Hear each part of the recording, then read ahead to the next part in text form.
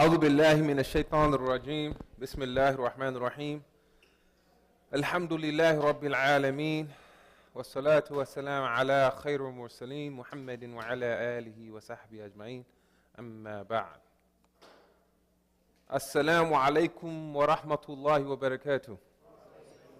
Alhamdulillah. How's everyone feeling tonight? Everyone's good? Okay, alhamdulillah. Beautiful night? Okay, beautiful weather, everything. How was everybody's day?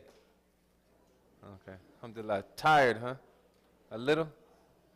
Okay. So we'll start inshallah. So we'll begin. Allah subhanahu wa ta'ala mentions in the Quran, أعوذ بالله من الشيطان الرجيم بسم الله الرحمن الرحيم والسابقون الأولون من المهاجرين والأنصار والذين اتبعوهم بإحسان رضي الله عنهم ورضوا عنه.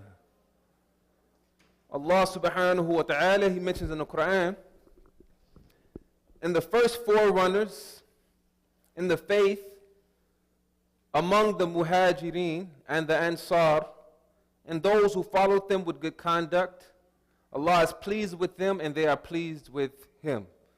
So Allah subhanahu wa ta'ala, in this particular ayah, Allah highlights the concept of as-sabiqun al-awwalun, forerunners or predecessors, pioneers. For example,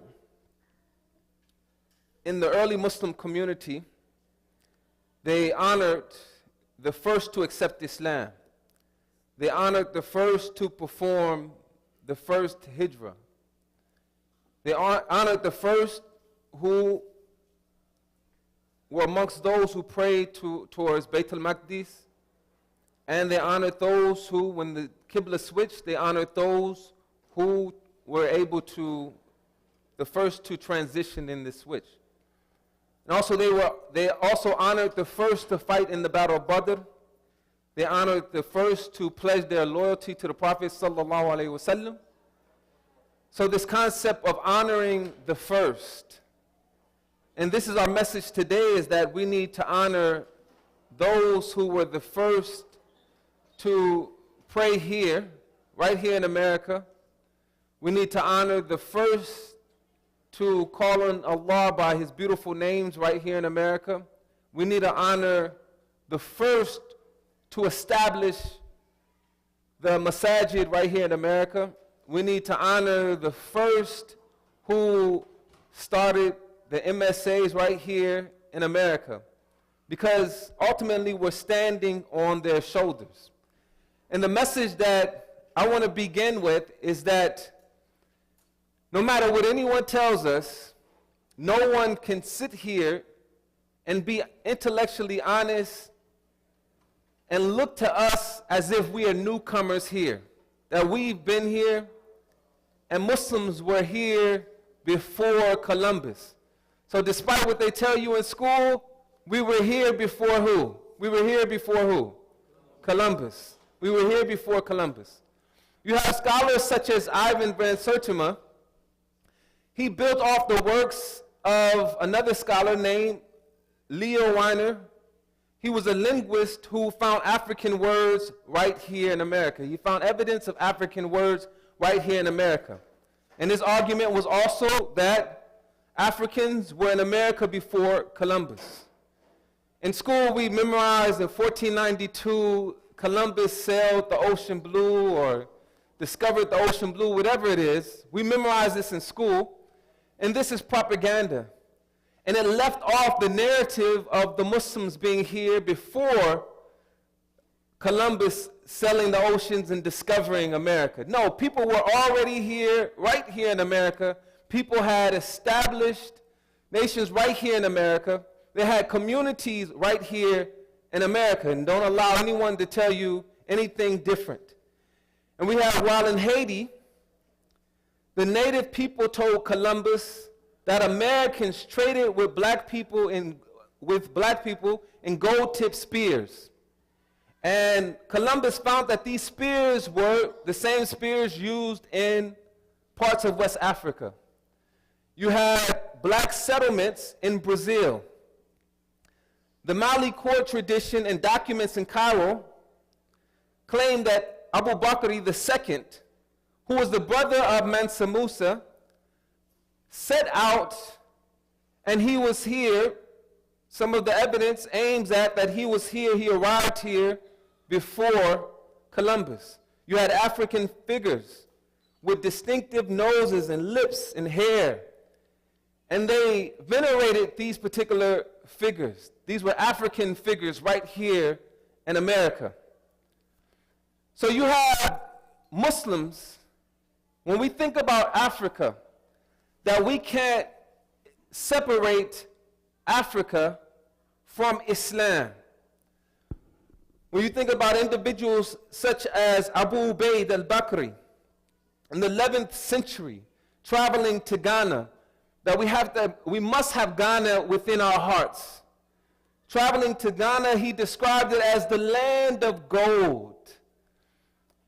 And perhaps people thought that the Africans were savages, unable to nation build. But no, these are individuals who had established communities and established nations.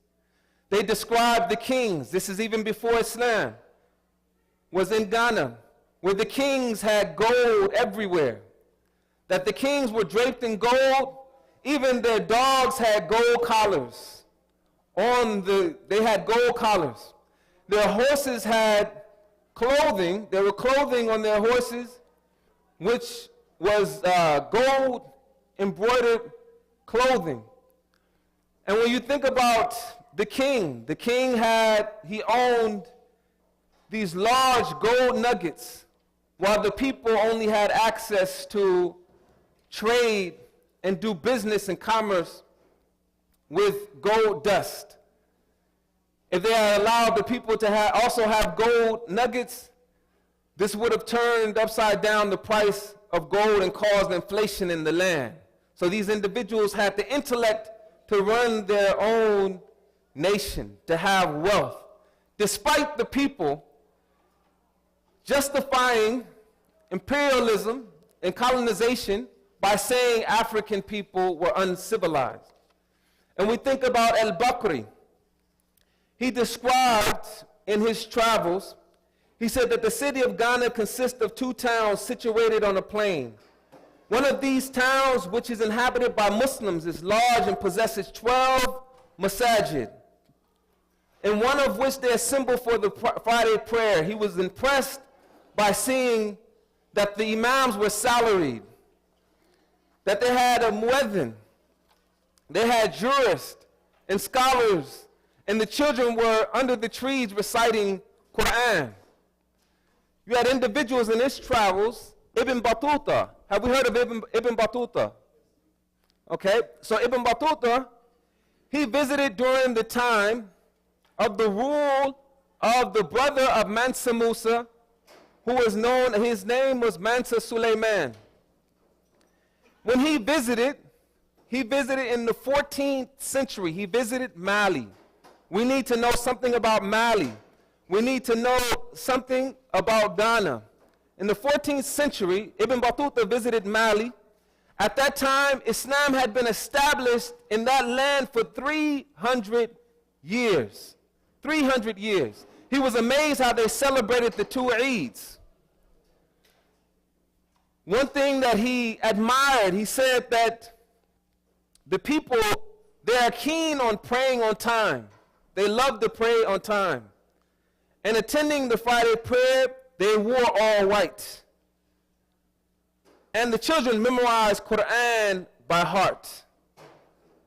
He was impressed by their learning centers. He said they valued 3 books along with the Quran. They loved the Quran so much.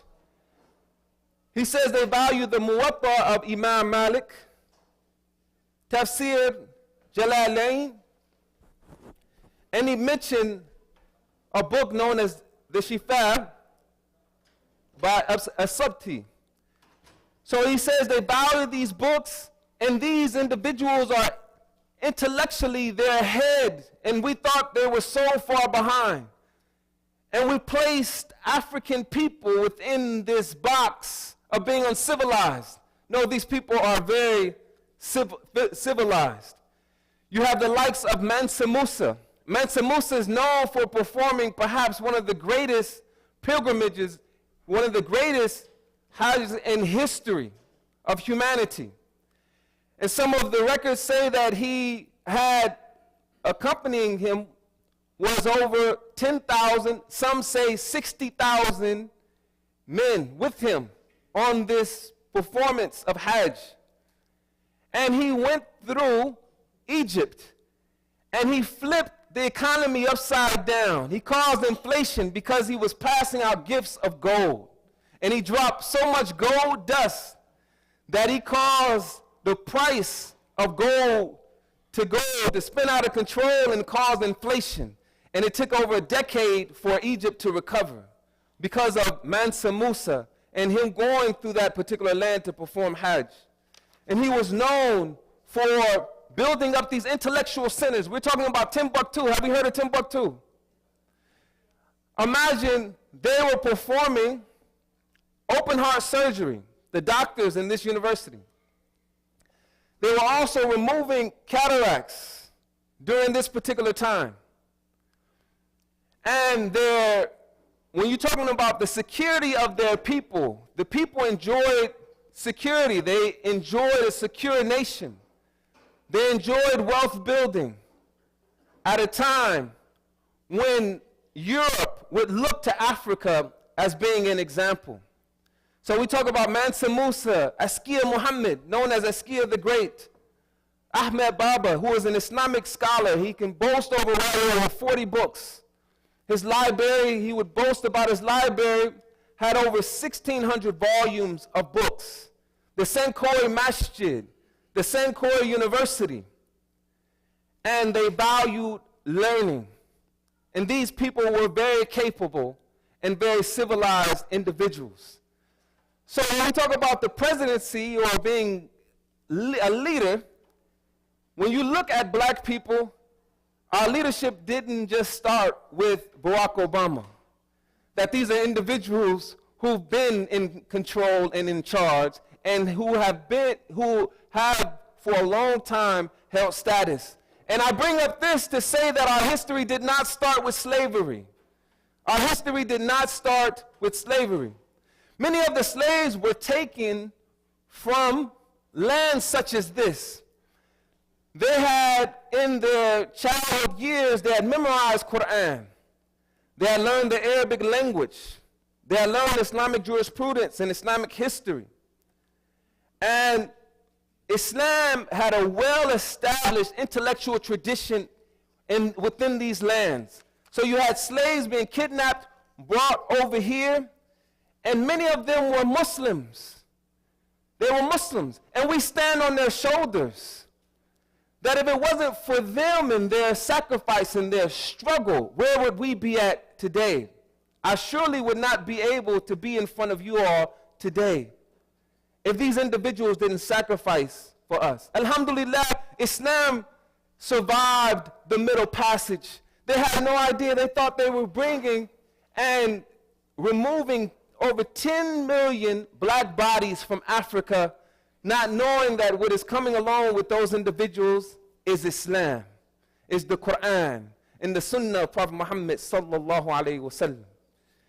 And we have Islam on the plantation being a source of intellectual resistance for the African Muslim who was enslaved. And literacy became their tool for resistance. In one hand, it was a tool for resistance, but it also allowed them to gain position on the plantation. So you have individuals such as Abu Bakr as-Siddiq, who was an African who was enslaved. He kept the records for his master, and he would keep these records in Arabic. Remember, they were well versed in the Arabic language. Some had their slaves write passages of the Bible in the Arabic language. Many of those who were enslaved were given Bibles in the Arabic language. And they read it not in order to convert, but to make sure they stayed on top of their Arabic grammar and to get review in regards to their skill of the Arabic grammar. These are individuals who love the Quran. Quran's found on the plantation in Georgia, Trinidad, Brazil, and Jamaica. So you have Muslim slaves, they went into debt in order to procure copies of the Quran. We go into debt to buy cars, to buy, I don't know what we're buying out there. We go into debt. We're in a payment plan, many of us, for our phones. These individuals went into debt and started a payment plan for what? The Quran. For the Quran. And you have, for the most part, the slave master wanted their slave illiterate. So slaves had to sacrifice for us to be here today. They had to smuggle in paper and ink and writing slates and books. In Brazil, there were secret Quran schools. In Bahia, Brazil. Imagine this, secret Quran schools. We have a school in which they're learning Quran in Los Angeles, and there's a school here. Do we appreciate those, as-sabiqun, those who came before us, who had to set up secret schools in order to learn the Quran? You had during that time forced conversions, these pseudo-conversions, where individuals had to pretend to be something that they're not. They had to pretend to be Christians just for us, for me to walk around and say my name is Jihad. That's bold in this day and time to say my name is Jihad, but I'm confident in doing it. Why? Because individuals have fought and they struggled for me to be able to do that today. So we have entire communities of Muslims. Sopelo Island in Georgia. And wherever in Georgia, don't forget about visiting Sopelo Island. St. Simon's Island. You have individuals such as Ayub Suleiman Jallo, who was enslaved around 1730. He was from Senegal. Again, as a child, he memorized Quran. And he studied traditional Arabic texts. At the time of his enslavement, imagine he was a father and a husband. Imagine being enslaved and you are a father and a husband. However, on the plantation, he maintained his salah. How difficult is it for us on the plantations, our jobs? Many of us call them plantations. At our jobs, it's very difficult for us to maintain our salah. These are individuals who, they should inspire us and motivate us that we cannot let go of our salah because someone has fought, died, and struggled for us to be able to pray in a public space today. Alhamdulillah. So we look at individuals such as Ayub. Some of the things he had to go through. While praying, he was harassed by a young white boy who mocked him and threw dirt at him. And this was, the situation was with some of the black men on the plantation, where they had to hide and disguise their true feelings. Ayub, he wanted to retaliate and wanted to react, but he had to hide his true feelings. So you have Ayub trying to pray, and a young white boy throwing dirt on him while he's trying to pray.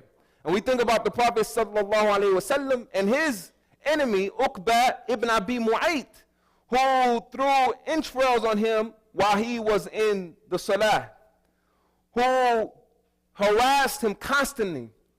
And we think about individuals like Ayub, who amongst the Sabiqun here in America, that we have to make sure that we remember his name, and we have to make sure our children remember his name. And we have Ayub, who he wrote 3 copies of the Quran from his memory. Imagine this. He wrote 3 copies of the Quran from his memory. He wrote it down. And his story is known because of a letter he wrote to his father in which language? In the Arabic language. And many articles written about him during that particular time. You have Abdurrahman Ibrahim. Abdurrahman Ibrahim was a Muslim from the elite class of people, born around 1762. He was enslaved in his 20s. This is late. Being enslaved in his 20s. Again, he learned Quran, and he knew he was well versed in the Arabic language. He was from an elite class of people. He was known as a prince. There was an individual who previously lived in his homeland, and he knew him to be royalty. And he was shocked to see him on the soil in America working as a slave. And he was surprised to see this individual who was once a prince, who was once royalty, but now this individual is enslaved. And Abdurrahman, he wrote a freedom letter in which language? In the Arabic language. One instance, on one of his visits, a host asked him to write down the Lord's Prayer, and he wrote down Al-Fatiha. He wrote down Al-Fatiha. See, many of these individuals had to hide their true identity of being Muslim, so now we don't have to change our name.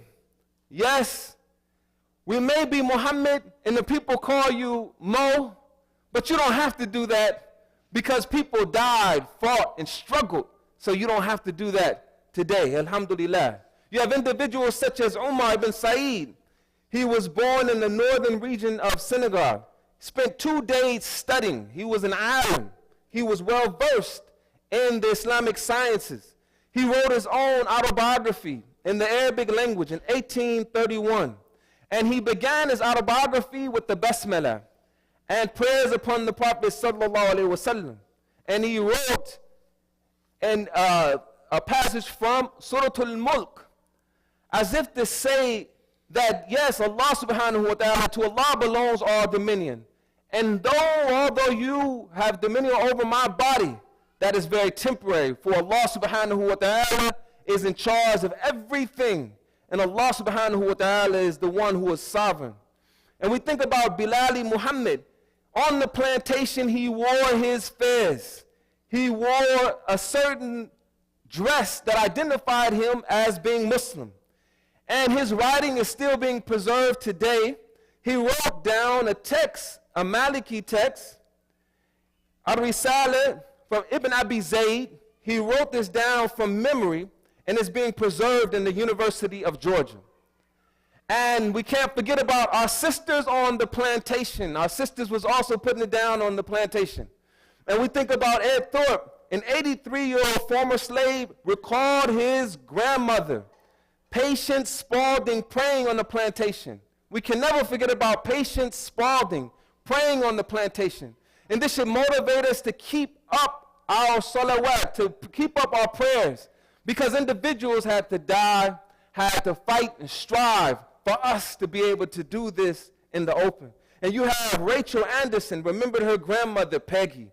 Peggy was known for praying. She said Peggy would wake up, she would pray sunrise, noon, and sunset. That sounds like a Muslim to me.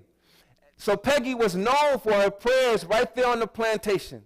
Individuals who had to die to fight and strive for us to have this privilege. And you have Bilal Muhammad's wife and 7 daughters who were known, they wore their hijab on the plantation. They dressed in Muslim garb on the plantation. So the Muslims during that time, as a form of protest, they kept their African and Arabic names. They continued to practice their deen. This was a form of protest. Their literacy, which was illegal for the slave, it became a tool of protest. Many of them used their literacy to devise these plans of revolt and rebellion. So we can never forget about the Muslims in Bahia who revolted against their slave masters.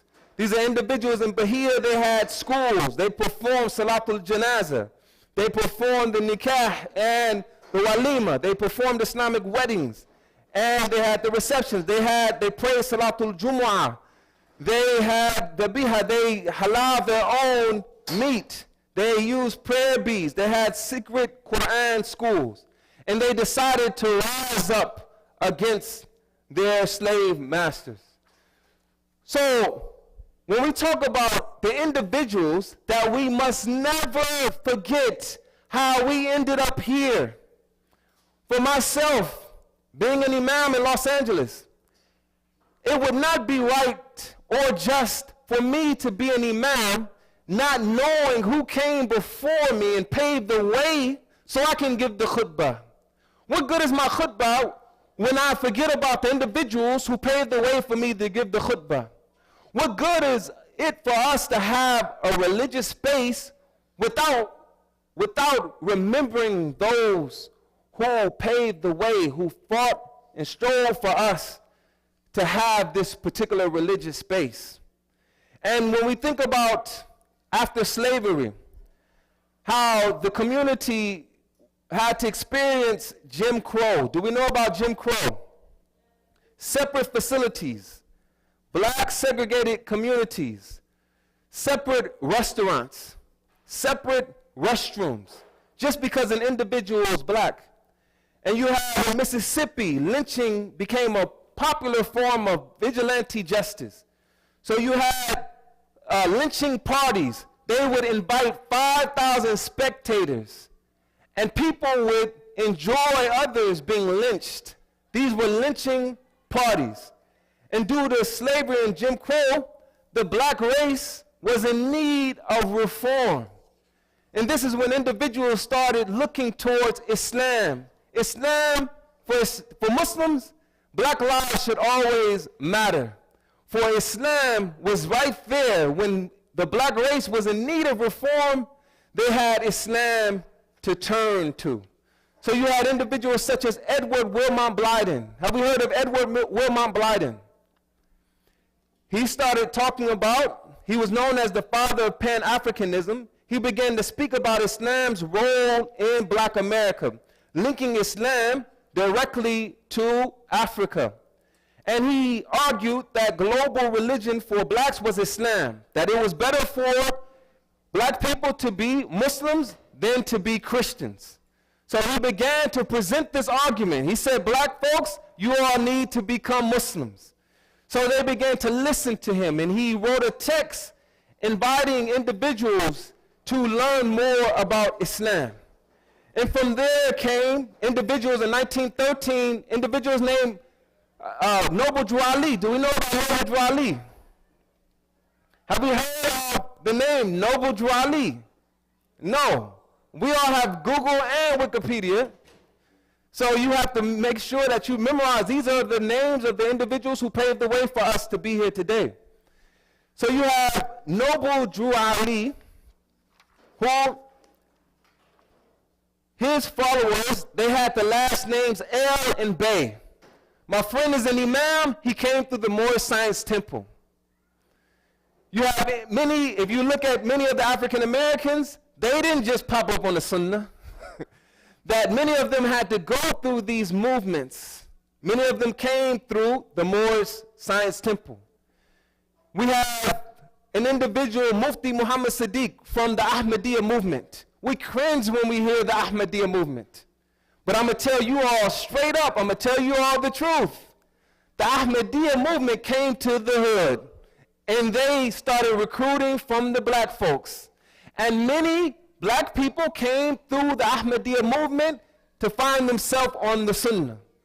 You have Mufti Muhammad Sadiq was able to convert over 700 people in a span of 3 years. And they recruited a lot, many of the jazz musicians. Many of the jazz musicians, they said, we love Islam, because while our fellow jazz musicians, they're on drugs, Islam has prevented us from taking drugs. So the Ahmadiyya movement did not forget about the black people. Also influenced individuals such as Imam Waruddin Muhammad. When we think about Elijah Muhammad, do we know Elijah Muhammad? Okay? We know Malcolm X, right? Do we know Malcolm X? Of course. Every time it's Malcolm's birthday or something, we on Twitter and Instagram and all that. Do we know Muhammad Ali? Of course. We know Muhammad Ali. Who named Muhammad Ali? Muhammad Ali. Elijah Muhammad. That means Elijah Muhammad had all around the world people saying Muhammad. All in America, people saying Muhammad, Muhammad. And we have individuals such as Muhammad Ali if we remember Muhammad Ali, we can't forget about Elijah Muhammad. Yes, Elijah Muhammad said that white people are devils. Yes, we cannot forget about that. That's very difficult to forget about him saying the white man is the blue-eyed devil. However, he came up in the South. He witnessed 2 lynchings with his own eyes. It was very easy for him to conceptualize the white man as being the devil when you see individuals hanging from trees, 2 individuals with your own eyes. When you see the injustice taking place around you, it's very easy for you to conceptualize that the white man is the devil. And this was a reverse psychology that is brought Elijah Muhammad telling the people that you all worshiped a white God by placing this white Jesus in your living room. My grandmother had a white Jesus right there in her living room. This reverse psychology now telling them that you are God and they are the devil. You are God and they are the devil. And although we cringe when we hear this, I'm going to tell you all I'm a product of that. My father, Imam Saafir, went through the window of the Nation of Islam. And we talk about the Nation of Islam, how powerful it was. They had their own bank. They had their own trust company. Had thousands of acres of farmland. They had their own newspaper that sold millions of copies. It wasn't like the New York Times or the other papers, but this paper competed with those other papers. Sold millions of copies. They had their own aircraft, housing complexes, own businesses. So when you think about the Nation of Islam, and also we know about the 5 percenters. These were the groups that influenced many of the early rappers in hip-hop. Yes, when we get to a certain point, we say music is haram and we argue back and forth. But I guarantee when I was a child and I heard Lauryn Hill and Nas or some of these other artists saying Bismillah on their albums, what it did for my Iman. I'm not afraid to admit it. Others are afraid to admit it. But what it did for me, seeing some of the hip-hop artists right there at the masjid. I ran into some of the hip-hop artists right there at the masjid. I met Muhammad Ali at the masjid. I met Mike Tyson right there at the masjid. When the Muslims, like many of these movements, one of the things that they learn is that you have to go into mainstream culture. And when you have people going into mainstream culture, how many individuals have ended up right here in the masjid, but they had to go through a door that we didn't necessarily agree with? And we have right here in Los Angeles, before closing, I want to remind us what are some of the things that people went through right here in Los Angeles. We can never forget about Temple number 27. Matter of fact, everybody say Temple number 27. This is not shirk either. I know some of y'all are like, man, what you got me saying? Temple number 27. I want us to merely just imagine, because I'm a product of Temple number 27.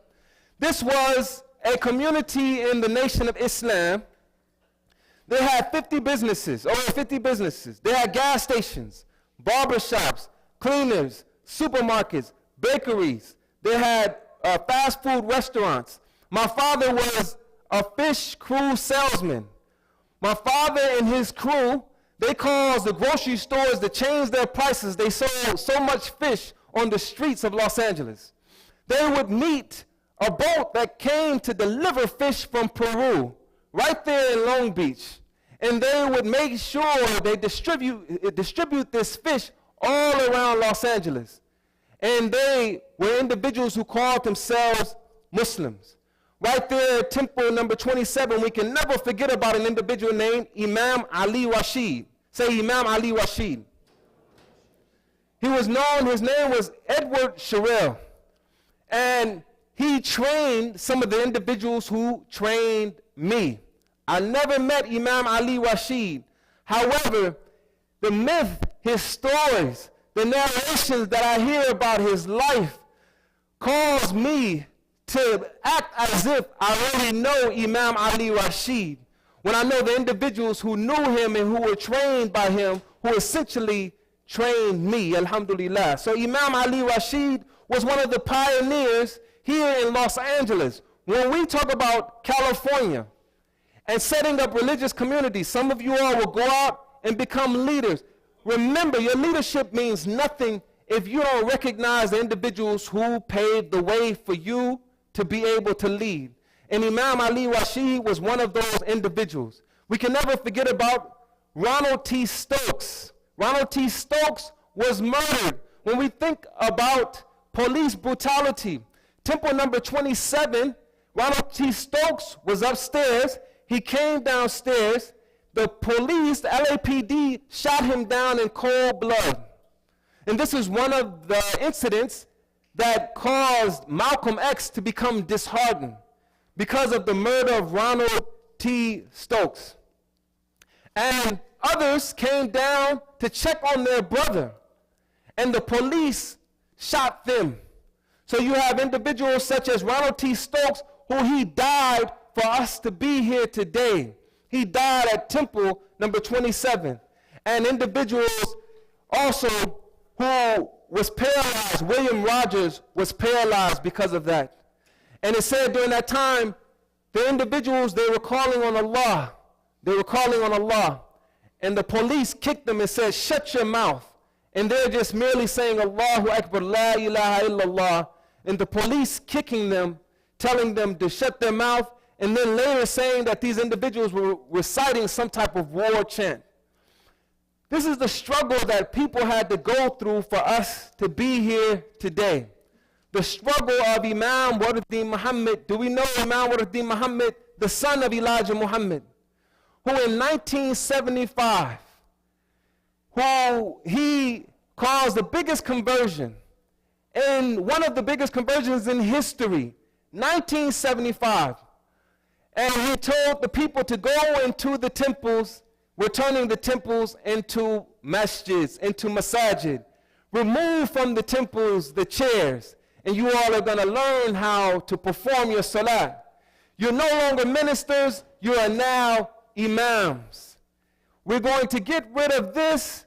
This was all a part of myth, the white man being the devil. Although some act like the devil, we're no longer going to call them the devil. And we're going to join this mainstream body of Muslims. And alhamdulillah, I'm a product of that. That's the reason I'm here today. Today we're doing a fusing of horizons. We're taking this wealth of experience that we have from the time of my father and also from the time before. We have all of this history. And we have to make sure we fuse it with the experience that we have today. Yes, today we, alhamdulillah, we're more versed in the Arabic language. We have perhaps more of the Arabic language than our uncles and aunties. We have perhaps more jurisprudence than our uncles and aunties. But they have a wealth of knowledge that we have to make sure that we don't forget what they have contributed. And when we fuse them all together, alhamdulillah, it creates what we have here today. It produces what we have at Islam today. We have right there in South Los Angeles. We have over 60 children reciting Quran right there in the hood, right down the street from the Rolling 60s Crips. Right there in the hood, we're feeding the people every week because of the sacrifice people have went through for us to be there. We said we are not going to abandon these areas. South Central, we need to be individuals who promote Islam right there in the hood, and we can't forget about the inner cities because that's where much of it began. So alhamdulillah, we close out with an ayat of Quran. Allah subhanahu wa ta'ala mentions, أَفَلَمْ يَسِيرُوا فِي الْأَرْضِ فَتَكُونَ لَهُمْ قُلُوبٌ يَعْقِلُونَ بِهَا أو آذان يسمعون بها. So Allah subhanahu wa ta'ala mentions in the Quran, so have they not traveled through the earth and have hearts by which to reason and ears by which to hear. In closing, Ibn Kathir, in his commentary, he mentions a comment from Ibn Abi Dunya, who he mentions in his book, At-Tafakkur wal-Ittibar.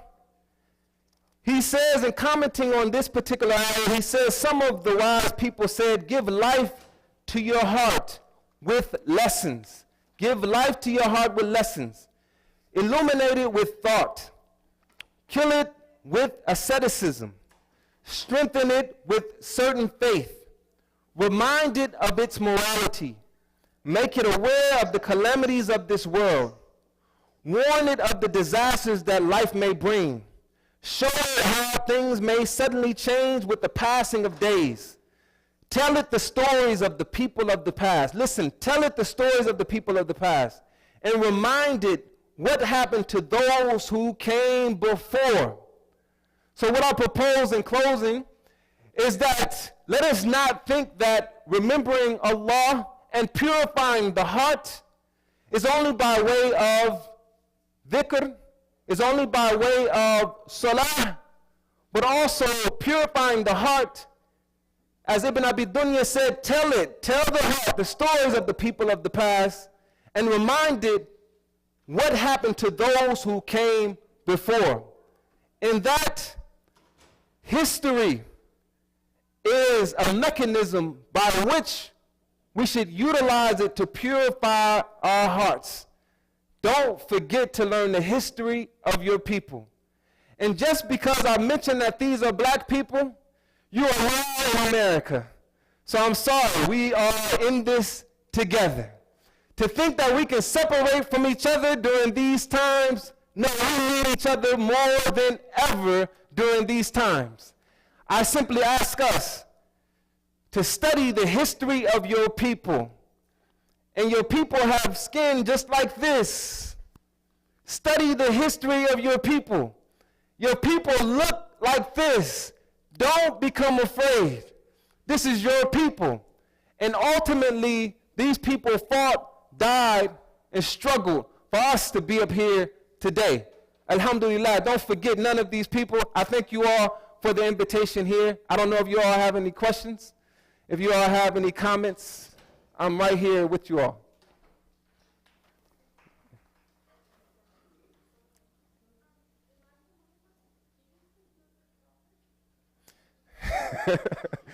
She's like,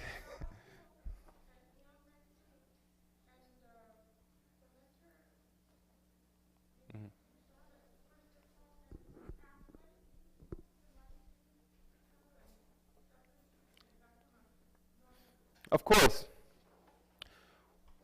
One of the things that we have to grapple with, so you have individuals who have came, and we don't follow the same belief system, right? So I'm not saying that we should necessarily agree with this particular belief system. And I mentioned some things that Elijah Muhammad perhaps said or did that contradicts our belief system. However, we cannot throw away the contribution that he made. My father went through the Nation of Islam. My father was James 75X, became Imam Sadiq Saafir. You have individuals such as Imam Siraj Wahaj, went through the Nation of Islam. Muhammad Ali, Malcolm X, this was their teacher.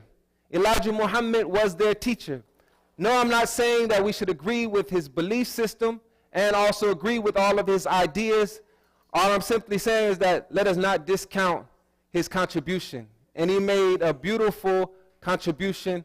And I would say that I wouldn't be here today without Allah subhanahu wa ta'ala utilizing certain individuals as a vessel for me to be here. So alhamdulillah.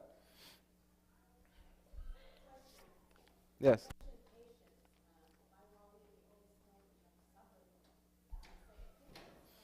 The wali is always saying be patient, huh? Okay.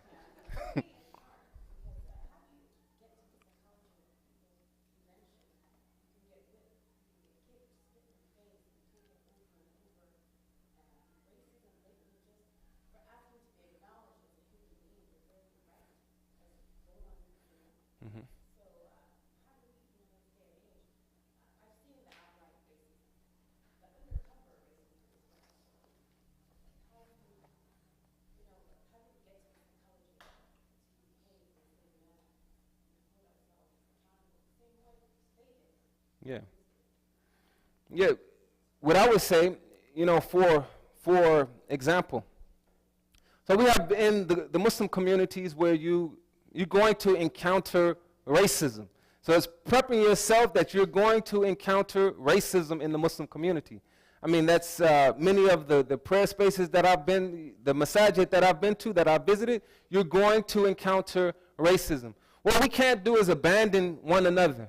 That you're going to have to deal with me being right here and giving my talk and saying that I'm a black man and I'm not afraid of being a black man. And I'm not going to apologize to anyone in this room about being a black man. Allah subhanahu wa ta'ala, he recognizes color in the Quran.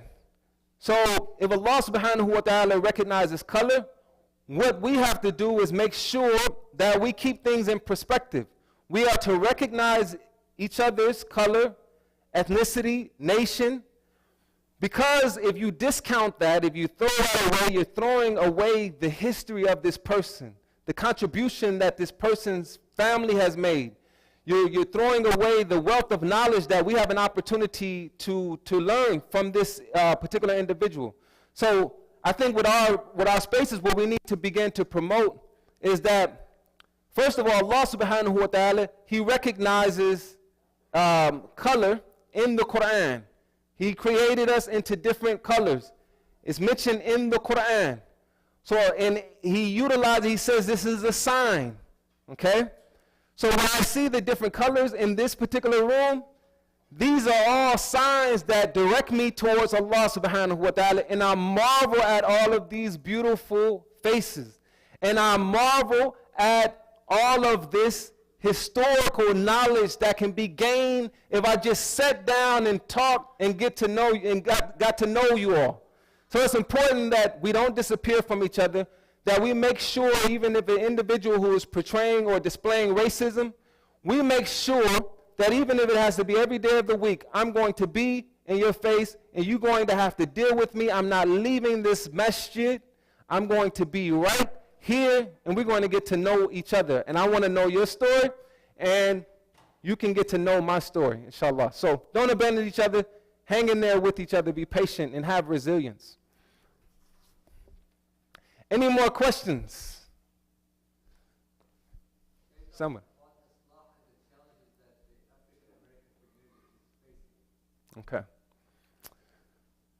I believe the main challenge that we have. Okay. So, our brother Summer, he wants to know about the challenges of Islam, some of the challenges that Islam is facing. Islam is located in South Los Angeles. At Islam Academy, we have a full-time school, Muslim school. We have a brand new masjid that's being built. This masjid will be tailor-made for the inner city. It's being built. We need you all to support it. The challenge that we are facing is, a lot of times, is inner city culture. That we have to create an environment that becomes a safe haven from the injustices that take place in the inner city. When you think about the inner city, you think about the school to prison pipeline that they suffer when they go to public school. So you think about gang violence, where you have essentially young men and young women being placed in or confined in this space without adequate resources, without opportunities, so they have to turn to gangs for their self-esteem. So this is what they suffer from right there in the inner city.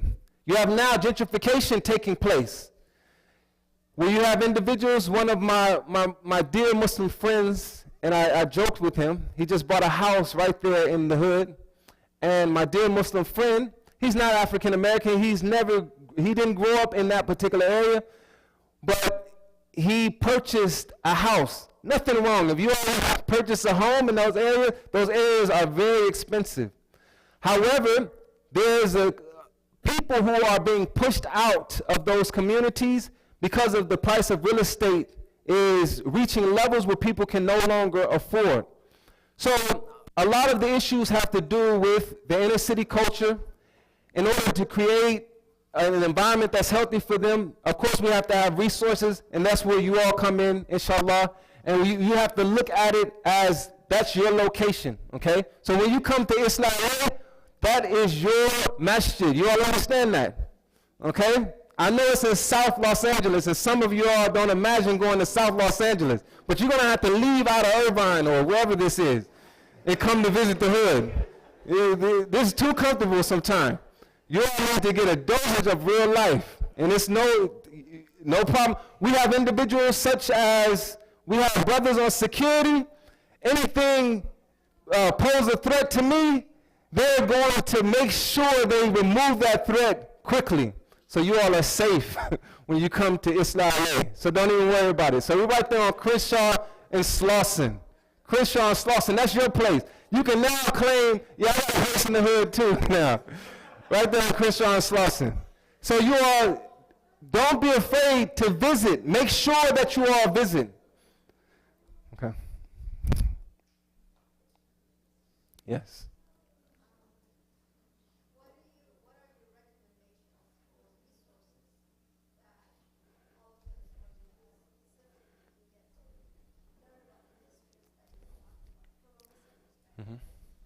Yeah, I think in the future what we can do, like, okay.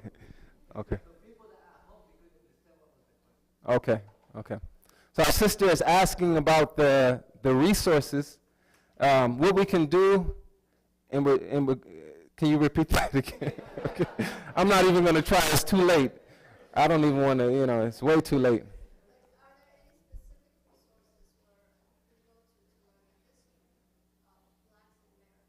Yes.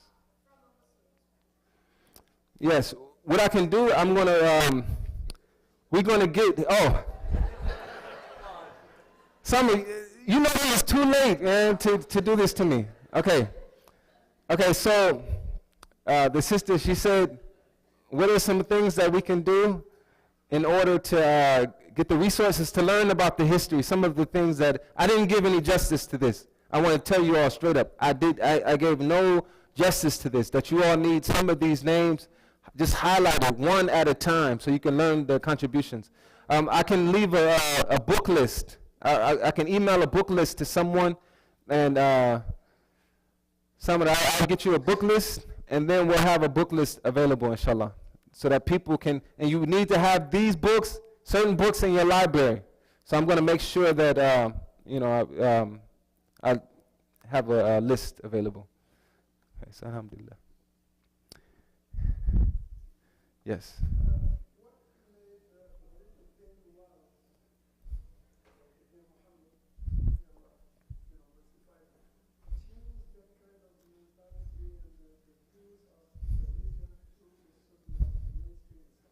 That's a topic within itself that we should have just focused on that.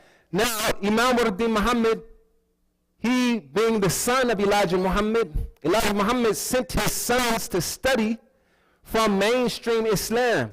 They had Arabic teachers. They had teachers teaching them about Islamic jurisprudence and history.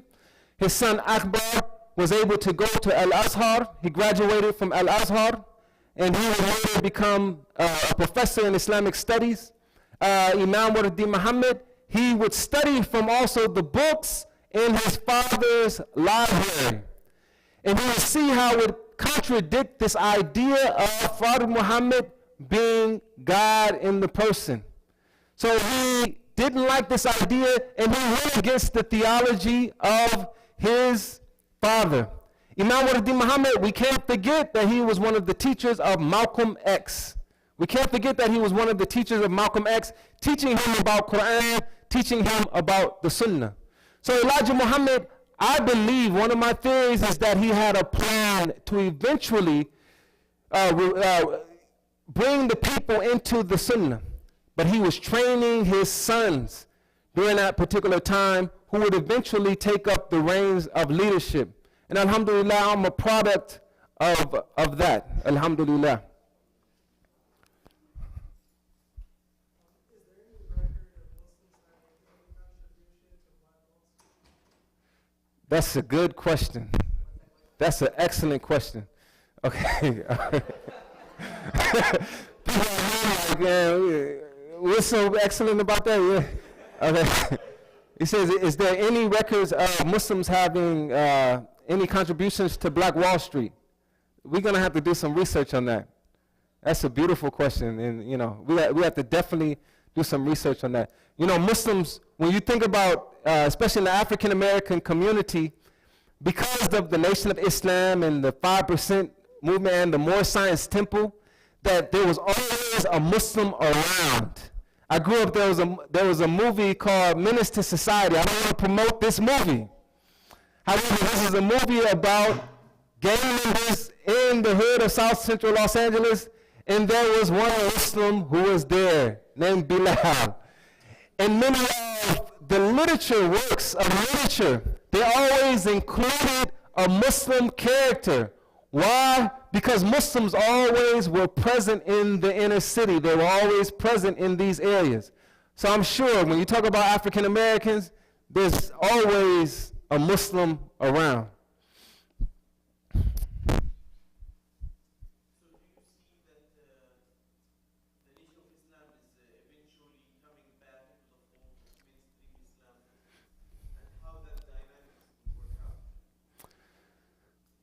Okay, so just to give you an example, at our school, so we have over 60, when we first started our school, half of our children were from the Nation of Islam. Half of our children were from the Nation of Islam. So there's hope there. For Salatul Jumu'ah, if you come and visit Islam, you'll find individuals with this hat, this fez. They're from the More Science Temple. And they may say, instead of Assalamu alaikum, they may say Islam. I don't know why. They may say Islam. You may have, when you come to Islam on Friday, you have brothers from the Nation of Islam right there in Salatul Jumu'ah, faithfully every Friday. They now, alhamdulillah, have an Imam. They have an Imam who is teaching the people. They're having deen intensives. They're teaching the people about the Quran. They're teaching people about the Sunnah. So Allah knows best. Allah knows best.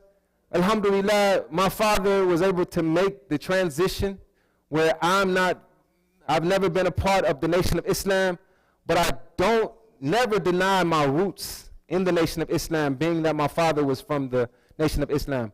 So Allah knows best. Okay.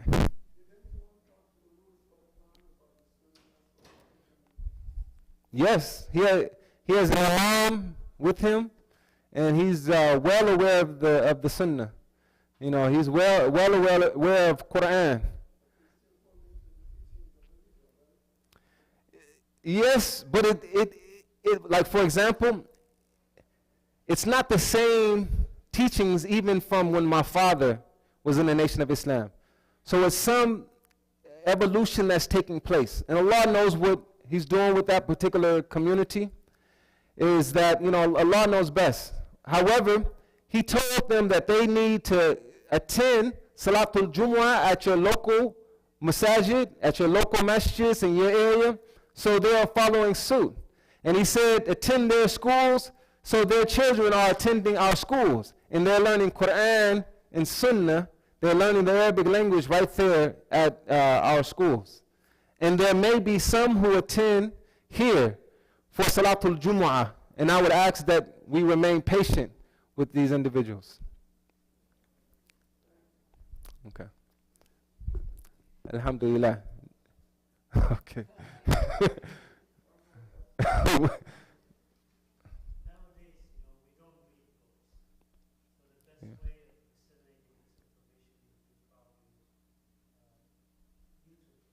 Yeah.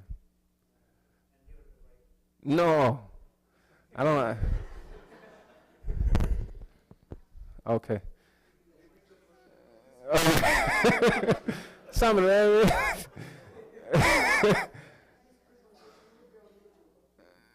Yeah, inshallah. So I think they have some. They're filming right now. So alhamdulillah. Yeah, inshallah. So you all have been here and you've heard this particular, lecture. What I would say is that you all need to go out and talk to people, get more information, let people know what you have learned. Perhaps you didn't, memorize the names or just, In fact, in closing, what are some of the names that we mentioned? Nobuju Ali, Google. Ayyub ibn Sulaiman, Google. Who? Umar ibn Said. Abu Bakr as-Siddiq, he was enslaved Muslim on the plantation. Oh, Bahia, Brazil. Don't forget about this uprising of Muslims, 1835, where the Muslims revolted. Bahia, Brazil. Okay? What else? Omar bin Said. Mansa Musa. We can't forget about Mansa Musa. Askia Muhammad. Okay? Ghana, Shanghai, Timbuktu, St. Khoi Masjid, St. Khoi University. Abu Bakr as-Siddiq. Alhamdulillah. So, mashallah, you all are listening. Thank you all for listening. Thank you all for listening. Alhamdulillah. And alhamdulillah, it's always a joy to come and visit this beautiful community. You know you all are our sister masjid, right? You all know that? Okay, we're sisters. We're in this together. Alhamdulillah. Or brothers. Can we say brothers? Okay. Alhamdulillah. Thank you all. سبحانك اللهم وبحمدك نشهد أن لا إله إلا أنت نستغفرك ونتوب إليك. السلام عليكم ورحمة الله وبركاته.